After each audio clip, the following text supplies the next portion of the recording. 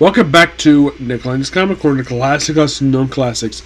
This episode number 3105 and Doubleshot number 05 and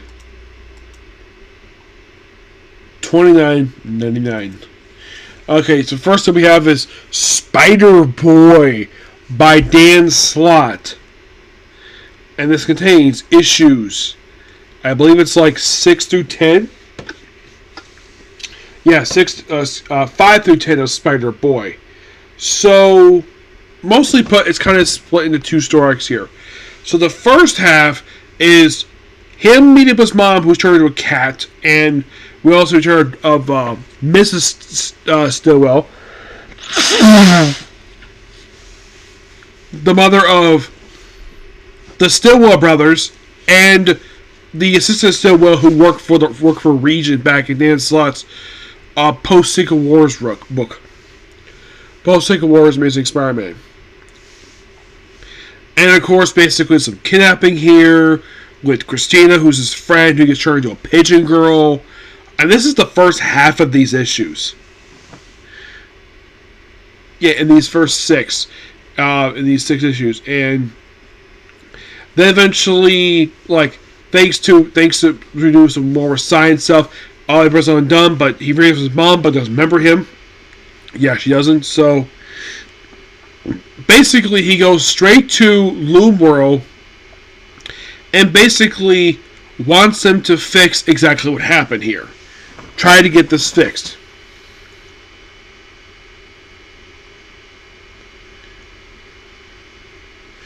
But I like the whole thing with the animal stuff. And of course the Avengers get involved too.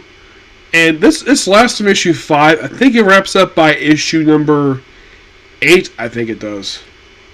Yeah, there's also thing here with the Puzzle Man. Yes, this guy does puzzles. Eventually he's beaten and everything is restored to normal. Though Bailey's mom does not remember who he is. And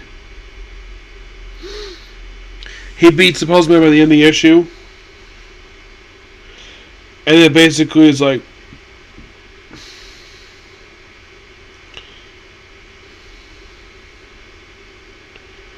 this of course after Into Spider-Verse with this whole new web. And the Master Universe is not even here because he's dead. He got killed at the start of Spider-Guy did. So his last 2 issues is basically trying to fix him. See, guest stars galore of people he's met. So then we have it where Peter talks to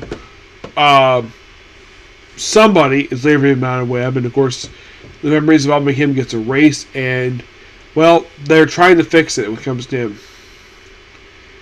And then we see some really cool stuff. And then we first see Super Duck, which is a take on Howard the Duck. And he gets pulled in the life web, ends up in the world of Japanese Spider-Man, where he's piloting his robot. Yes. And he's like, in Japanese, like, so funny. Yes. And he's like, return my city of woods. My cities are attacked by a machine. People apart, get feed them. Okay, there's a little story involving this guy where initially Dan Slott thought Marvel mission to use him, but turns out they didn't. And apparently Toei's going to sue them over this, despite the fact technically Spider-Man's their character. But apparently the people who were fans of the Japanese were actually very happy he was included here. So, because at first, basically, he was using the Spider-Verse crossover, but afterwards, it's like he was there, didn't do very much, but then, thanks to this, basically, they've used him again, which is so cool.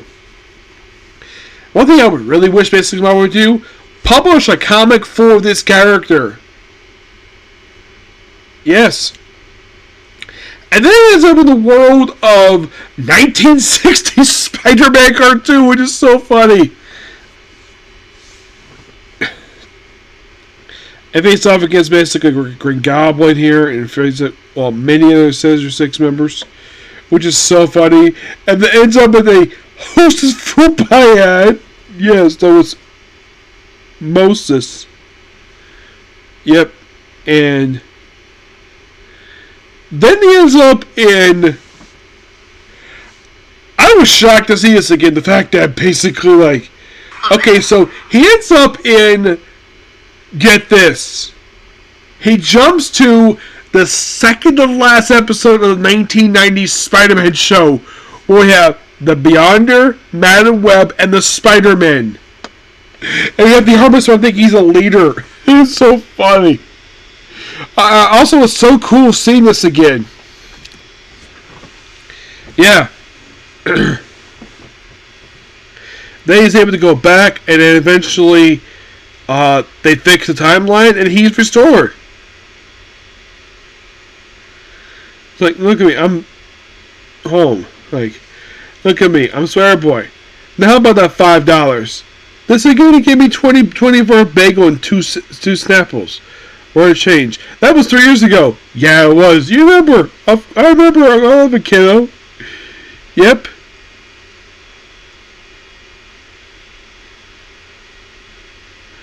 Hey, mom, I gotta call my mom. Yep, and that plays up it's basically a big story during the next issue. But I love this book. It was amazing. I'm kind of glad they finally basically wrapped this up about a year into this book. Mm-hmm. And I'm going to give Spider-Boy Volume 2, Fun and Games, basically a 10, I think, I love the ending of this thing. It's basically, it does lead to something. Next up is something really cool.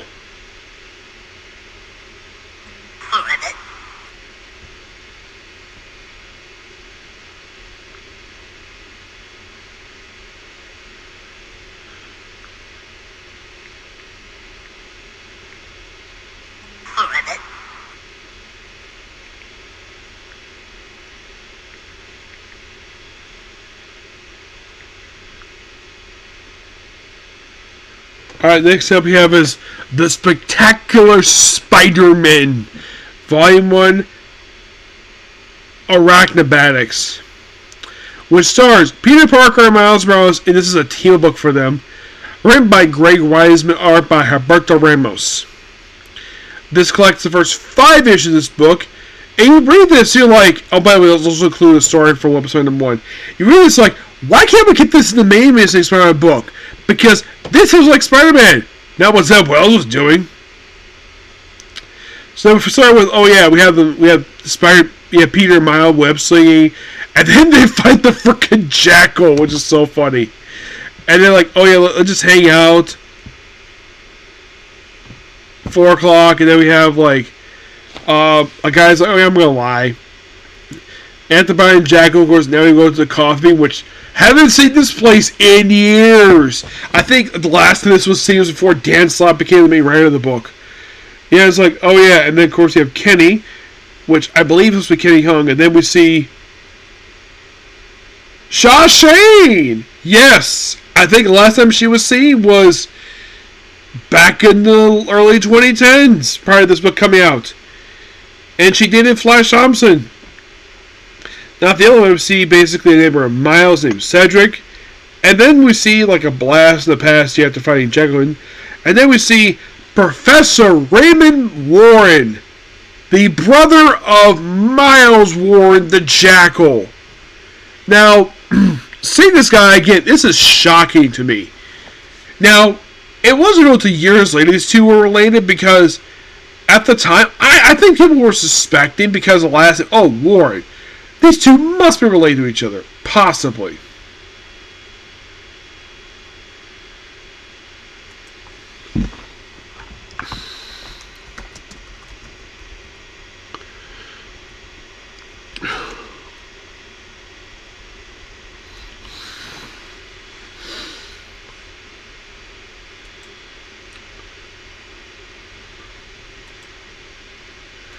Now, Raymond Warren, who was Miles' brother. Oh, yeah, he first was the greatest science teacher he ever had. And here's the weird thing. If you don't count Untold Tales of Spider-Man,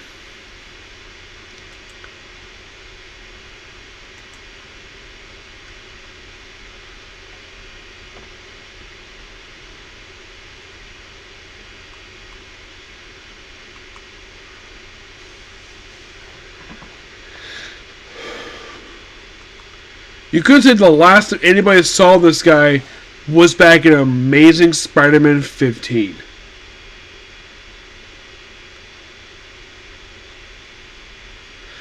That was the last time he was ever seen.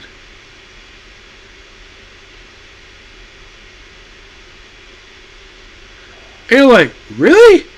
Yeah, really. So seeing him is a big blast in the past. Yes, he did also appear in the annual for Untold Tales of Spider-Man. Untold Tales basically fills some others, but you could say this is his first major publication appearance since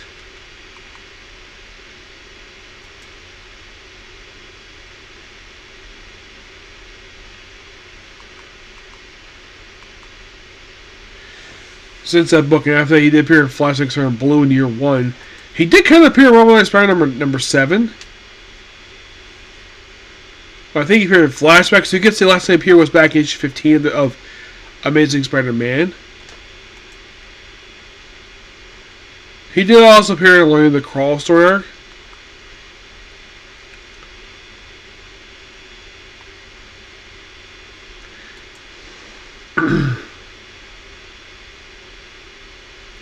And we see return of many different characters here in this one issue alone. We got first appearance of Seymour Creeps, who's our original character in this book. Cedric Harrison, who is from Starbrand and Nightmare. Yes, so Greg has a Bible character he created. In the case of Shaw Shane, of course, I mentioned the whole Sister Son thing here.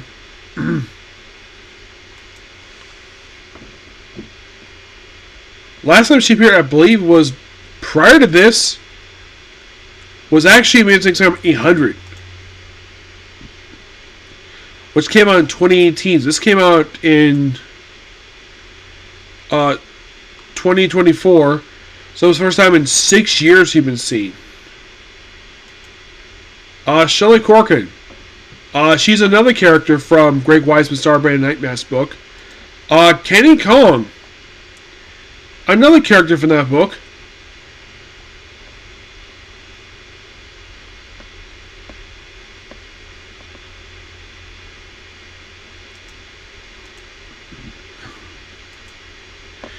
Yeah, it's like he just brought back a bunch of characters from his Starbrand Nightmares book. Nightmares himself does actually appear in the book, but Starbrand does not, because Starbrand is dead. Yeah, his death was really weird. So,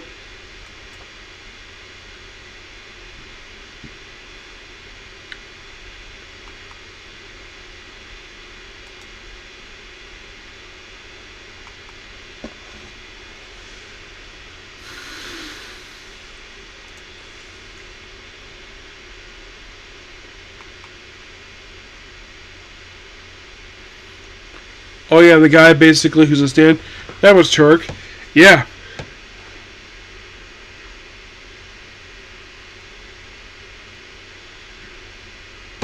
Yeah, greatest science teacher ever had.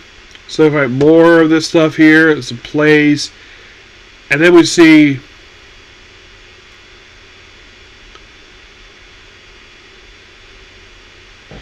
Julia and Anna.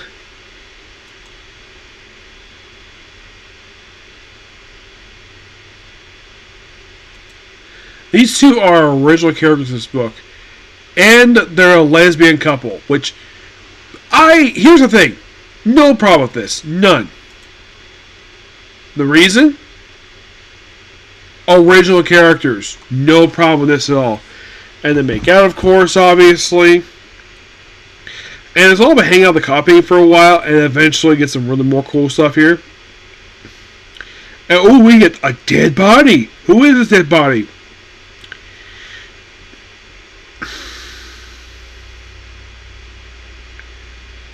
Yeah. That's such a reason with Shelley.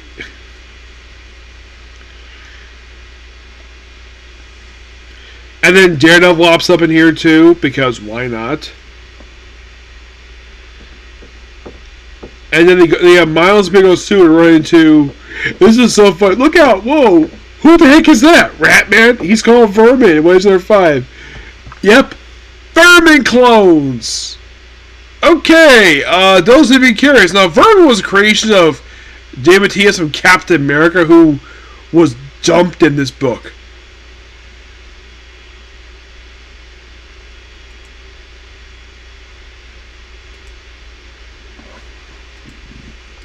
So, the Vermin clones were a leftover from Nick Spencer.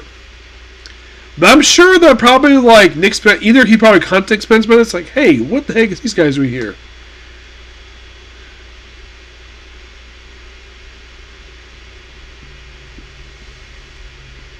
Yeah.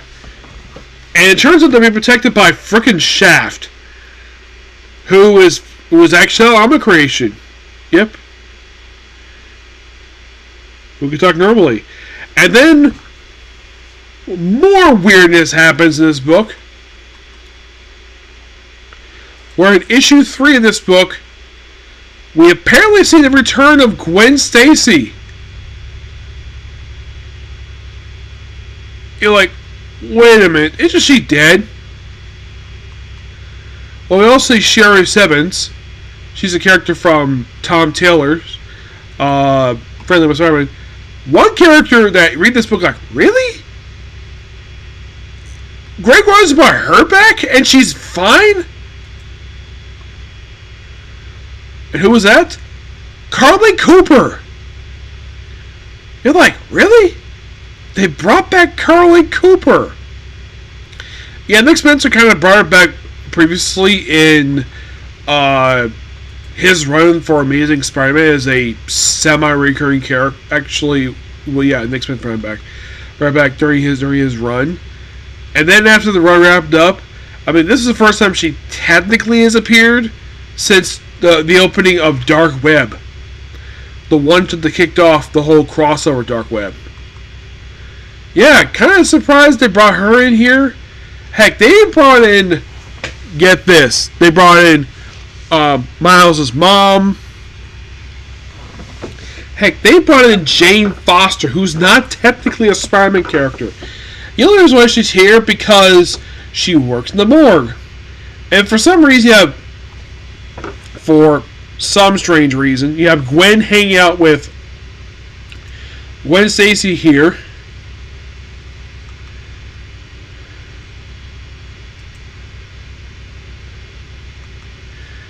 Yeah.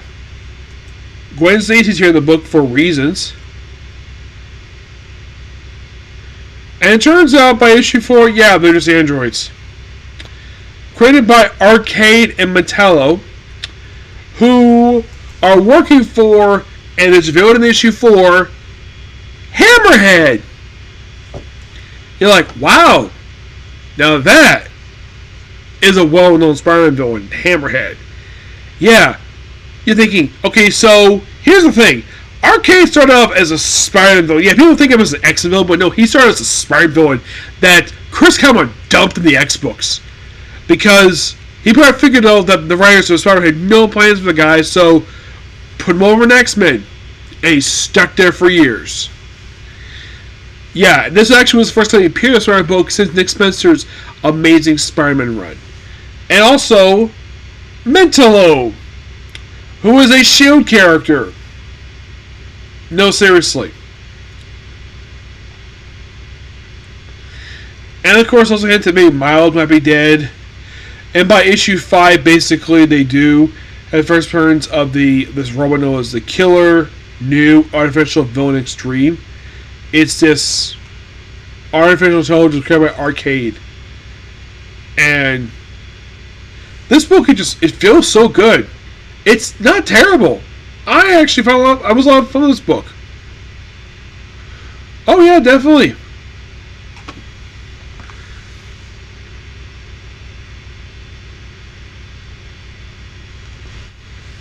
As for the material for Web of Spider-Man, however,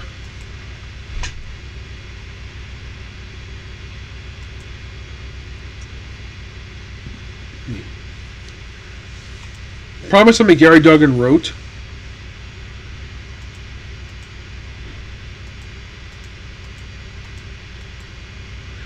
Oh, this particular Spider-Man story. This is the one where, let's see.